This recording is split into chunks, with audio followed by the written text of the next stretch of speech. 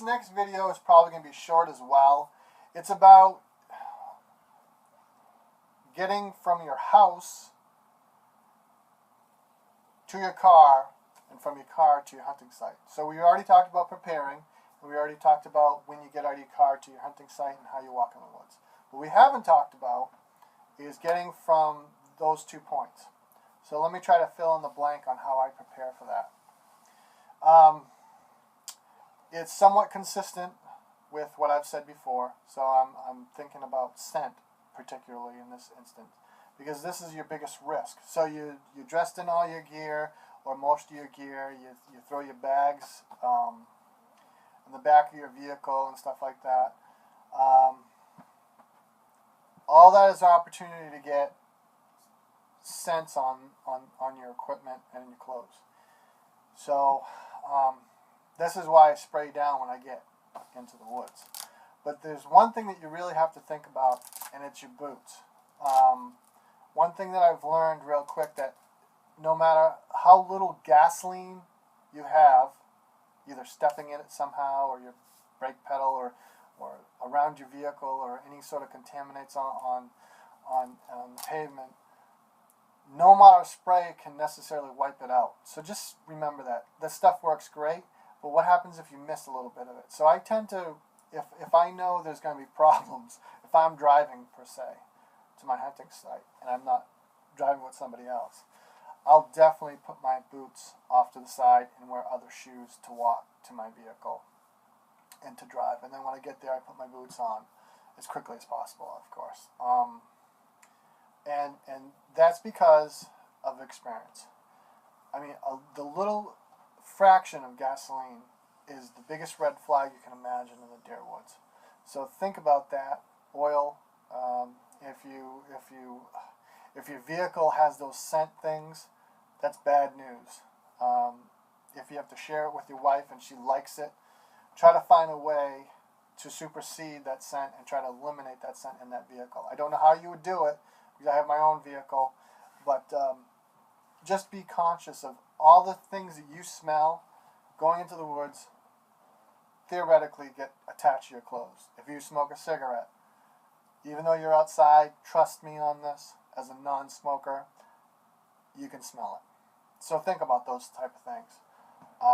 That might encourage you to stop smoking, because it makes you a very poor hunter, especially if you smoke with your gear on that you've washed and you've taken a shower and you've spent so much money on, and there you smoke and you ruin it. And I know the mindset is, if I'm smoking a cigarette outside, it's no big deal, but trust me on this, it will attach somehow, some way. So having said that, I always try to concentrate on being aware of what I smell, either in the vehicle, and I try to think about that. If there's been dogs in the vehicle, which they always are, I might lay down a couple of towels to throw my gear on, because let me tell you, if I miss something, it smells like dogs, not necessarily going to raise the alarm to a dramatic level, but there's potential that those deer will smell and be very cautious. So think about those things as well. When you load your vehicle up, do you have a lot of dog smells in there? Do you need to lay something down?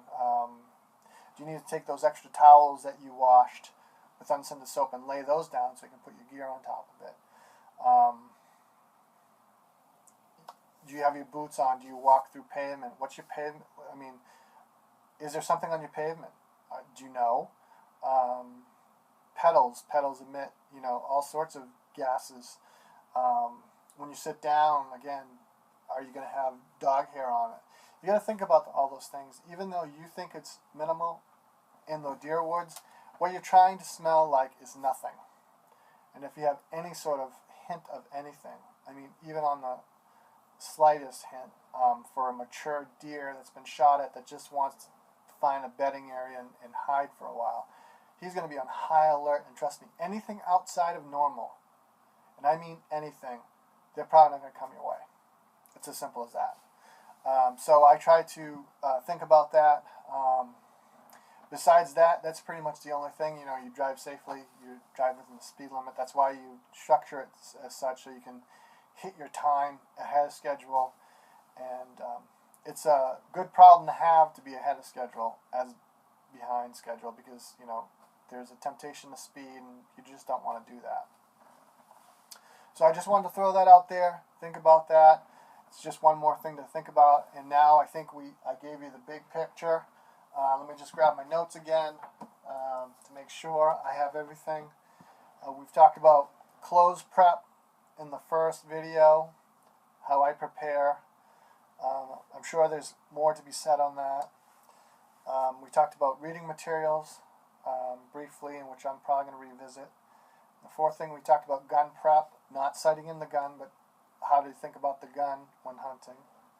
The fifth prep is morning prep, on how I schedule my time and how I try to line everything up to make things up to make it as efficient as possible for the day. Sixth, I talked about the backpack, on how to load it up, get it ready. And then seventh, I was talking about walking in the woods, how I kind of work that in and try to think about how things look in the dark and how I judge trees and use the terrain to my advantage. Eighth, I talked about tree stand prep, and then I had a couple other smaller discussion items, talking about boots and so forth, and scent toast. But pretty much now I think you have the whole entire view of how I prepare for the season. The next videos after these videos, it's going to be more of an engaging. I probably will show you the examples that I'm talking about. I'll probably show you, similar to the first or second video about clothes. I'll actually show you the clothes I use, how I prepare it, and give you a visual of what I'm doing, so you can see that reinforced. I'm a very visual person, so it's kind of odd for me to have a conversation and talk about it versus showing you. That's not my wheelhouse. I'm very visually oriented, so hopefully this will help. But hopefully for people that doesn't necessarily need visual reinforcement, that these conversations will help when I go into that section. So I think that's about it. So like I said before, the next videos are going to be the engaging part, and I'm probably going to have holding my iPhone as opposed to putting it up somewhere. And I'll probably be showing you with my iPhone on how I do things. And those videos may or may not be shorter, may or may not be repetitive in nature, and they might have additional pieces of information that might help you prepare for the season and for the day for hunting. With that, I thank everyone for watching my YouTube channel or my Facebook site, and hope everyone has a great day. Thanks. Toes pushing on the forest floor, my heart rate jumps even more, looking for the buck to fill my tag, straight out of a hunting bag. Drop time 14, making his way down, it's time for his last showdown. Breathe in, breathe out, hold it, fire away.